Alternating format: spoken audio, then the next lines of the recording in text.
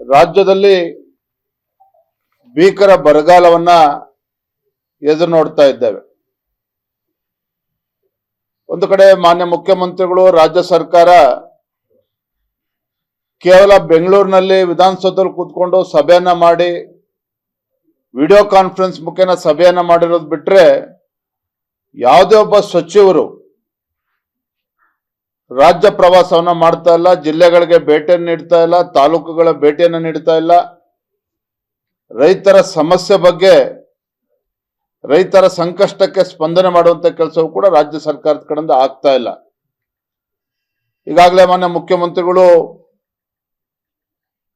ಎಲ್ಲ ಹಿರಿಯ ನಾಯಕರ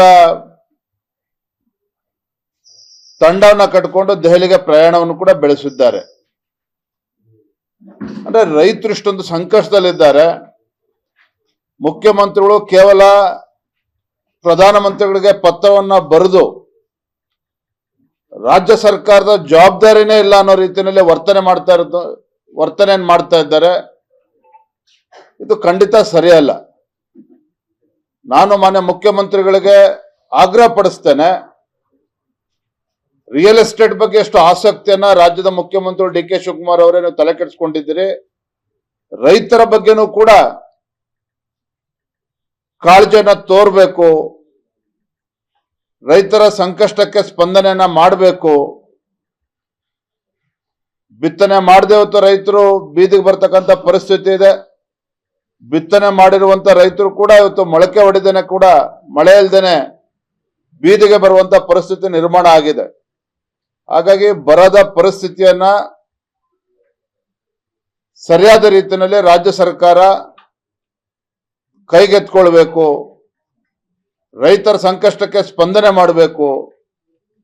ಸಚಿವರುಗಳು ಜಿಲ್ಲಾ ಪ್ರವಾಸಗಳನ್ನ ಮಾಡಬೇಕು, ಹಳ್ಳಿಗಳಿಗೆ ಹೋಗಿ ಭೇಟಿಯನ್ನು ಕೊಡಬೇಕು, ರೈತರ ಅಹವಾಲನ್ನ ಸ್ವೀಕಾರ ಮಾಡಬೇಕು, ಅವರ ಪರಿಸ್ಥಿತಿಯ ಬಗ್ಗೆ ಅಧ್ಯಯನ ಮಾಡಬೇಕು.